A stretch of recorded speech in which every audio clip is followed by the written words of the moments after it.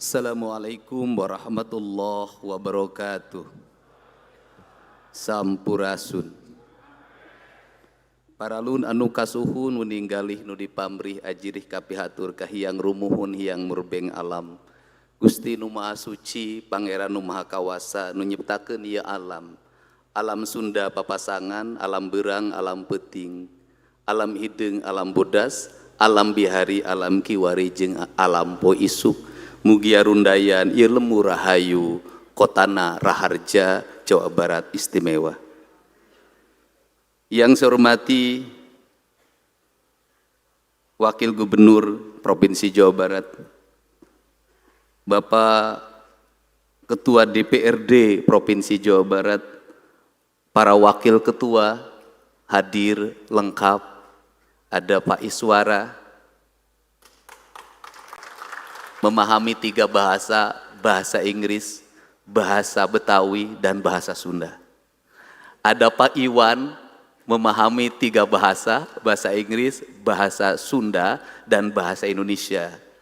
Ada Pak Ono Surono, memahami 4 bahasa, bahasa Inggris, bahasa Indonesia, bahasa Betawi, termasuk tadi, bahasa Kecerbonan. Ada Kiai kita, Wakil Ketua yang memasi 4 bahasa plus bahasa Arab. Para ketua komisi, para ketua badan anggaran, ketua praksi, semua yang hadir di kesempatan sore hari ini sama-sama ingin melakukan renungan tentang arah dan kebijakan kita di usia yang cukup tua Jawa Barat, tapi masih ada derita pada lingkungan masyarakatnya. Saya hormati para anggota DPR RI yang hadir, ada mantan Ketua Tim Penggerak PKK Provinsi Jawa Barat, Ibu Atalia, ada pemain film yang pura-pura bodoh, Oon, tapi hari ini kelihatan kepandaiannya, Teh Rike Diah Pitaloka. Kenapa bilang Galuh sangat keras? Karena namanya tertulis dalam babad Galuh yang menceritakan tentang perjuangan seorang Citra Resmi untuk mempertahankan kehormatan sebagai wanita Sunda, bukan wanita pesugihan, bukan wanita yang disajikan, tapi yang wanita yang punya martabat. Lebih baik mati berkalang tanah daripada dihinakan oleh seorang pria. Ada di belakang Teh Silika, silahkan ke depan. Masih ada yang kosong. Yang tidak boleh diisi adalah ruangan gubernur saja kursinya. Kemudian juga rasa hormat saya sampaikan pada senior saya, guru saya di bidang pembangunan, gubernur senior yang ke-17, Bapak Bay Mahfudin. Terima kasih, hatur nuhun. Kemudian seluruh para gubernur, mudah-mudahan para mantan gubernur hadir. Saya ucapkan terima kasih kemarin Pak Aher dan Teh Neti hadir di acara Agustusan Kemerdekaan Republik Indonesia. Yang saya hormati unsur Porkopinda Provinsi Jawa Barat, Ibu Kajati ada kegiatan panen di Bekasi. Pak Kapolda ada kegiatan serah terima jabatan di Mabes Polri. Saya ucapkan terima kasih Pak Wakapolda, Pak Wakajati, kemudian yang mewakili Pangdam 3 Siliwangi. Yang saya hormati sahabat saya, teman saya, sama-sama ingin mewujudkan Jawa Barat istimewa dengan tagline-nya masing-masing, para bupati wali kota seprovinsi Jawa Barat. Hadir dengan busana yang sangat indah, Bupati Bekasi karena dia adalah orang industri, pakai jas dan dasi. Saya ucapkan terima kasih, cermin dari budaya yang berbasis Eropa. Yang saya hormati para camat seprovinsi Jawa Barat, beserta istri, tetapi istrinya tidak boleh lebih dari 1 karena kursinya tidak cukup. Yang saya hormati para kepala desa dan kepala kelurahan seprovinsi Jawa Barat. Banyak sahabat saya di sini, para ketua partai, para ketua organisasi kepemudaan, organisasi kemasyarakatan, tokoh ulama, tokoh masyarakat, dan ada tokoh kami, Bapak Dr. Andes, Dr. Suherman Saleh MSc beserta istri. Bagi kawan-kawan HMI tidak asing lagi, dulu tukang nyumbang. Terima kasih. Seluruh pejabat pemerintah Provinsi Jawa Barat, para kepala organisasi perangkat daerah yang dinahkodai oleh saudara sekretaris daerah, saya ucapkan terima kasih. Saya menyampaikan permohonan maaf karena dana rutinnya terus saya potong, saya alihkan untuk pembangunan jalan dan sekolah. Mungkin kita bertanya, kenapa kita memulai pembangunan dengan menceritakan akar kebudayaan? Saya menyampaikan tidak ada satupun bangsa di dunia ini yang mencapai kemajuan dalam pembangunan peradaban bangsanya, kecuali yang terikat pada konstitusi bangsanya. Konstitusi di negara-negara maju itu adalah konstitusi yang mempertahankan nilai tradisi yang terjadi pada masanya, dan dia dalam bentuk dalam konstitusi. Inggris bangunannya tetap masa lalu, Amerika bangunannya tetap masa lalu. Indonesia punya bangunan masa lalu adalah hanya dua. Satu, cerita sejarah, yang kedua adalah peninggalan kolonial. Pembangunan bukan rangkaian teknokratik yang hanya didasarkan pada pikiran-pikiran akademik. Pembangunan bukan kalimat-kalimat fakta yang ditulis dalam buku-buku peraturan daerah tentang anggaran belanja pembangunan daerah. Pembangunan adalah ritme sejati tentang keselarasan manusia dengan alamnya.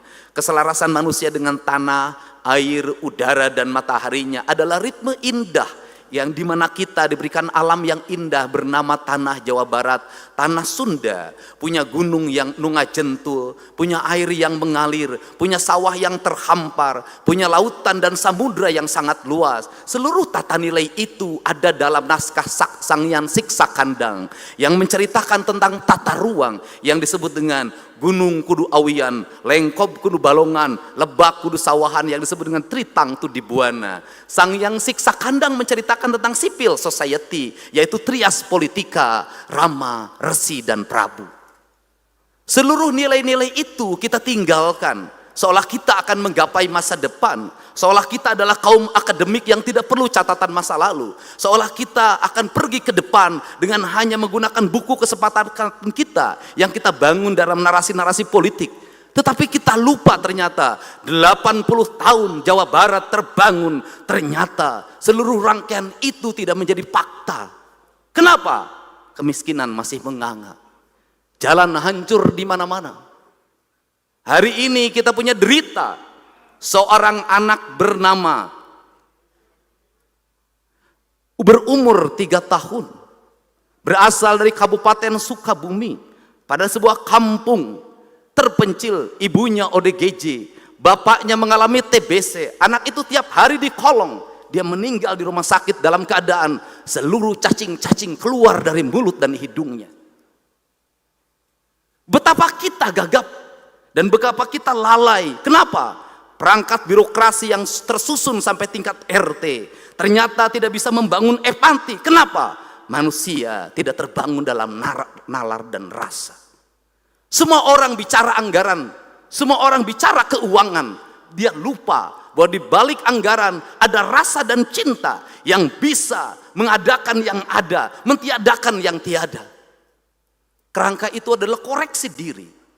Dan saya memutuskan terhadap desa itu memberikan hukuman. Saya tunda bantuan desanya karena desanya tidak mampu mengurus warganya. Kerangka ini harus dibangun. Kenapa? Kita bertugas mengemban amanah, titah dari Allah. Seluruh titah dari Allah harus kita pahami apa yang kita lihat dalam rangkaian peristiwa alam. Maka cerita Jawa Barat yang dulu bersama Banten pasti dimulai dari Tarumanegara. Tarumanegara menceritakan tentang apa? Tarumanegara menceritakan tentang kepemimpinan yang mengelola air. Kepemimpinan yang mampu mengelola sumber daya sungai, yang mengelilingi daerah Bekasi yang diawali dari Bogor. Maka Tarumanegara menceritakan tentang peradaban air, di mana kepemimpinan mampu menguasai hulu sungai dan daerah aliran air, serta muara yang pada akhirnya bisa menguasai lautan utara. cerita itu bukan cerita mistik, tetapi cerita fakta bahwa bangunlah peradaban Jawa Barat dengan apa? Melakukan normalisasi sungai di kali-kali Bekasi, di kali-kali Bogor, karena itu adalah bentuk peradaban. Dan hari ini tata ruangnya berubah, di mana sungai-sungai berubah peruntukannya, di mana sawah-sawah berubah peruntukannya, pemukiman menghampar di Kabupaten Bekasi, di Kota Bekasi dan Karawang, banjir dalam setiap waktu, kemiskinan tidak terselesaikan, perbedaan kaya yang miskin terus menganga. Kenapa? Salah dalam melakukan tata ruang. Litbang Kompas mengatakan salah satu titik kelemahan dari kepuasan 85% adalah dua hal. Pertama adalah ekonomi, yang kedua adalah lapangan pekerjaan. Lapangan pekerjaan terjadi, berebutannya di daerah industri. Kenapa itu terjadi? Karena kita lupa membangun konektivitas antara pendidikan dan lingkungan, pendidikan dan industri, antara dunia IT dengan keadaan masyarakat. Apa yang menjadi kelemahan masyarakat Jawa Barat? Matematika dasarnya lemah, sehingga ketika seleksi mereka kalah. Kerangka itu maka bergeser. Orang bercerita tentang Galuh. Cerita tentang Galuh bercerita tentang apa? Bercerita tentang bagaimana sebuah Tatar Selatan dibangun dalam kekuatan empati publik, di mana ada heroisme pengorbanan seorang manusia demi kemanusiaan, demi keadilan, yang pada akhirnya Galuh menceritakan tentang apa? Persenyawaan antara utara dan selatan. Persenyawaan antara budaya pegunungan dengan budaya pesisir. Dan kemudian ada kesadaran kolektif tentang Pakuan Pajajaran. Kemudian di situ bicara tentang apa? Tentang budaya menulis di atas batu. Budaya menulis di atas batu mencerminkan apa? Sang Hyang Siksa Kandang mengatakan, Rama itu perumpamaannya itu seperti tanah, Resi seperti air, Prabu itu seperti batu. Maka Gurat Rama adalah civil society, keluarga yang harmonis adalah gurat tanah. Kepemilikan hak atas tanah adalah kekuatan sendi yang utama bagi sebuah masyarakat civil society. Gemah ripah, repeh rapi. Tidak mungkin civil society itu menguasai sebuah wilayah dan dia tidak memiliki hak pemukiman. Maka kebijakan berikutnya adalah hak kepemilikan atas tanah yang melahirkan hak kepemilikan pemukiman yang layak. Itu harus menjadi sendi utama. Disitulah Rama.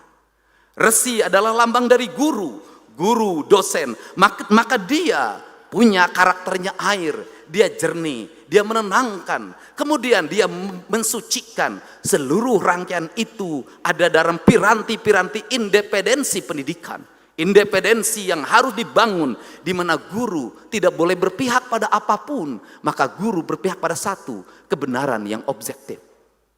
Kemudian Prabu, maka Prabu itu adalah gurat batu. Maka dia menulis dalam batu, meskipun menulisnya sulit, meskipun banyak tantangan yang dihadapi, meskipun ada gelombang penentangan yang berlangsung, tetapi seorang Prabu harus punya keyakinan bahwa yang dia tuliskan adalah bukan untuk dirinya, yang dituliskan bukan untuk popularitinya, yang dia tuliskan bukan untuk elektabilitinya, yang dia tuliskan adalah cerita catatan masa depan, di mana kepemimpinannya menjadi legacy bagi pewarisan kepemimpinan ke depan. Lahir orang yang tercerdaskan lewat tulisan itu. Maka itu ada dalam cerita Galuh Pakuan. Kemudian kita akhirnya memasuki sebuah era di mana Kacirbonan menebarkan sebuah nilai baru. Nilai menyempurnakan tradisinya orang Jawa Barat yang memiliki spirit silih asa, silih asih, silih asu. Nu jauh urang deketkeun, geus deket urang layutkeun, geus layut urang paheutkeun, geus paheut silih wangikeun. Sebuah nilai yang dia terbangun dalam harmoni Tatar Sunda.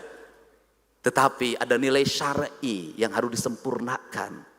Maka cipta rasa, sirna rasa, menyempurnakan rasa yang dimiliki oleh orang Sunda, yang terdiri dari entitas-entitas yang hari ini memiliki keragaman dalam kebudayaan. Karena rasa, maka rasalah sebagai sendi utama untuk mengayuh pembangunan yang melahirkan gelombang kepemimpinan Sumedang Larang, Subang Larang.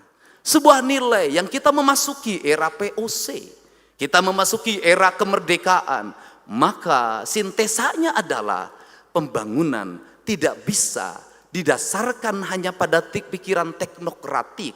Dalam bahasa kebudayaan, pembangunan tidak hanya mengandalkan saringseknya iket, tapi pembangunan harus dibangun dalam kekuatan kancing caringcingnya kancing. Apa itu? Pembangunan bukan hanya mengandalkan intelektual cohesion, tetapi pembangunan harus dibangun dalam piranti emosional cohesion dan spiritual cohesion. Seluruh nilai-nilai itu adalah sistem nilai pendidikan yang diajarkan dalam ajaran Pancawaluya. Maka manusia Sunda itu adalah manusia yang cager, bager, bener, pinter, singer. Maka Pancawaluya harus dibangun dalam sebuah gerbang.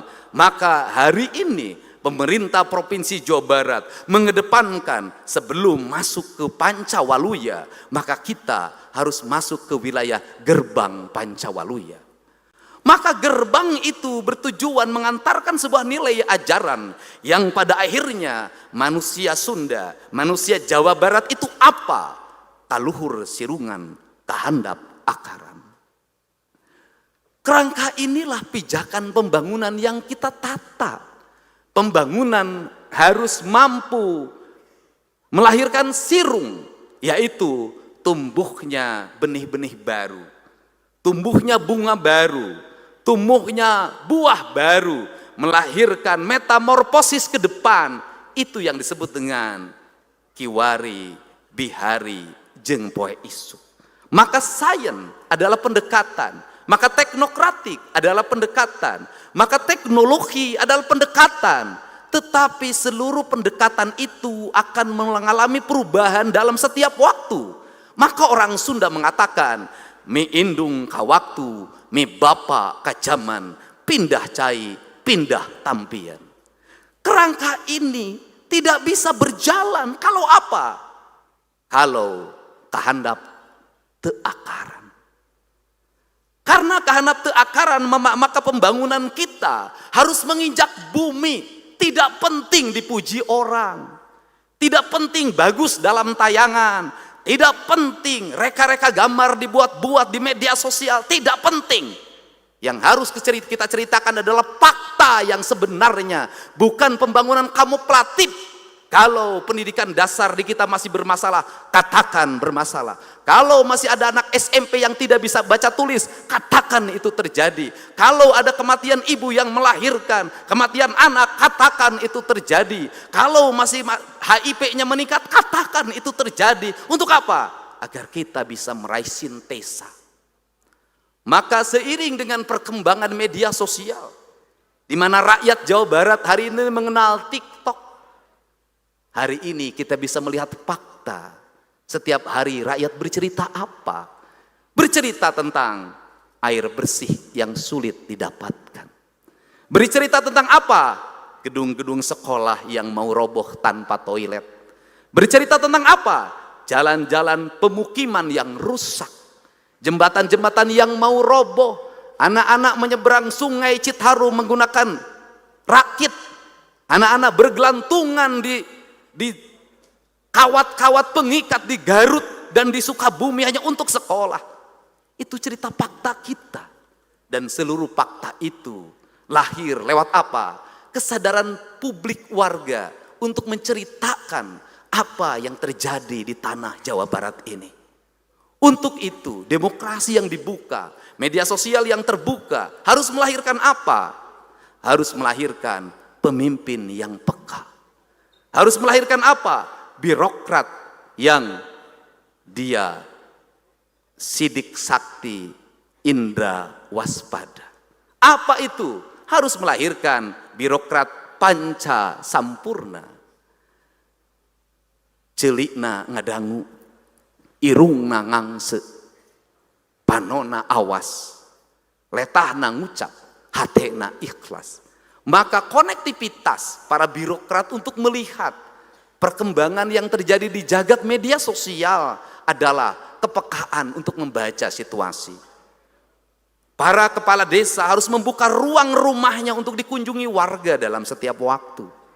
Tidak bisa warga harus datang dari ujung Garut, ujung Sukabumi, ujung Cirebon, terus-terusan ke Lembur Pakuan. Mereka terlalu jauh untuk berjalan. Para camat juga harus membuka diri, membuka ruangnya, terkoneksi dengan para bupatinya yang harus handphonenya menyala, terkoneksi dengan gubernurnya, maka kita bisa berjalan seiring dan sejalan. Sarendek, saigel, sabobot, sapihanean. Kacai jadi salewi, kadarat jadi salogak. Kalimat sa itulah kalimat jamak menjadi tunggal. Jamak artinya apa? Kita ada ragam partai politik. Kita ada ragam daerah. Kita ada ragam kepentingan, ada ragam baju. Tetapi seluruh keragaman itu manakala didorong oleh kebeningan hati, maka akan lahir kemanunggalan, yaitu kalimat sa. Kalimat yang mempertautkan, kalimat yang mempersatukan, kalimat yang menyatukan, yang tanpa jeda, bahwa di antara kita yang bekerja, baik legislatif, eksekutif, yudikatif, dari mulai gubernur, para ketua DPRD, para wakil ketua, para anggota, dan seluruh sampai pada tingkat RT, RW, bupati, wali kota, lurah, camat, kepala desa, kuwu, ada yang menyatukan, yaitu kalimat ilah, la ilaha illallah. Kalimat ilah itu adalah kalimat keikhlasan, bahwa kita bekerja bukan untuk partai, kita bekerja bukan untuk dipilih kembali, kita bekerja untuk apa? Sebuah pengabdian, bahwa kita mengabdi pada Tatar Sunda, pada Tatar Jawa Barat, untuk menghilangkan kemiskinan, menghilangkan kebodohan, mengangkat derajat orang-orang miskin dan anak-anak yatim yang didengungkan oleh Rasulullah sebagai sendi utama untuk membangun kemakmuran bagi warganya. Inilah kerangka pijak, inilah yang harus dibangun di antara kita. Kita membangun bukan untuk 5 tahun. Kita membangun bukan untuk 10 tahun. Kita membangun bukan untuk kita. Kita membangun untuk masa depan anak cucu kita. Kita dititipi gedung Merdeka ini, hasil karya kolonial. Kita dititipi gedung sate, hasil karya kolonial. Pertanyaannya adalah, apa yang kita titipkan bagi generasi Jawa Barat ke depan? Kalau kita tidak punya nilai-nilai filosofi yang besar dan mendasar. Untuk itu, semoga pembangunan di Jawa Barat, lembur diurus, kota ditata, adalah rangkaian lagu yang tidak pernah berakhir dalam irama angin, irama air, irama matahari, dan kemudian pada akhirnya bisa memaknai simbol-simbol peradaban yang sering kali orang mengatakan kemusyrikan. Simbol peradabannya apa? Orang Cina mengenal yin dan yang, maskulin dan feminin. Sebagai bentuk peradaban dia mensimbolkan filosofi tentang manusia. Orang Sunda itu punya 3 simbolisasi. Yang pertama, kalau Laut Selatan itu mengambil filosofi kebudayaan Jawa, maka dilambangkan dalam simbol putri yang cantik bernama Nyi Ratu. Itu cermin bahwa laut kalau diurus, maka dia akan menjadi putri yang sangat cantik, harus dijaga kehormatannya, tidak boleh diambil terumbu karangnya, tidak boleh lagi ada berbagai aktivitas yang merusak kelautan. Dan saya berterima kasih pada Bu Susi yang selalu mengingatkan saya untuk menjaga Laut Selatan. Kemudian yang kedua, simbol dari gunung dan hutan. Maka orang Sunda mengatakan itu adalah Abah, Eyang, Uyut, Siliwangi, Maung, Pajajaran. Dia adalah lambang kehormatan. Gunung tidak boleh ditukar. Maka seluruh kehormatannya dijaga dalam simbolnya. Kenapa? Karena kemuliaan, ketentraman, dan kenyamanan rakyat Sunda tergantung bagi gunungnya. Kalau gunung dijaga kehormatannya, maka kita terbebas dari kemiskinan dan terbebas dari bencana. Yang ketiga adalah simbol dari tanah. Maka disebutlah Sunan Ambu. lambang dari seorang ibu yang harus dihargai dan dihormati. Maka perlakukanlah tanah yang kita pijak ini seperti kita memperlakukan ibu kita. Sunan Ambu dalam kaidah Sunda, dalam kaidah Nusantara yang diajarkan oleh Bung Karno, disebutnya adalah ibu pertiwi. Kalau hari ini tata guna tanah kita rusak, kalau hari ini tanah tidak pernah kita hormati untuk menerima air, kalau hari ini tanah menjadi rebutan hanya untuk menumpuk kekayaan, sesungguhnya kita adalah orang yang durhaka pada ibu kita. Untuk itu saya meyakini perjalanan 6 bulan saya memimpin dengan Kang Erwan adalah perjalanan yang baru meletakkan kerangka dasar. Apa yang kami raih dalam 6 bulan bukan hasil kami, tapi hasil seluruh masyarakat Jawa Barat. Hasil pimpinan dan anggota DPRD dari mulai provinsi sampai kabupaten kota. Hasil dari seluruh jajaran para bupati wali kota sampai para ketua RT dan RW-nya. Mari kita bersama membangun Jawa Barat, paheyek-heyek lengan, pa antai-antai tangan, sarendek saigel, sapuput, sapihanean, kacai jadi salewi, kadarak jadi salogak. Wallahu muafiq ila aqwamit thoriq. Assalamualaikum warahmatullahi wabarakatuh. Sampurasun.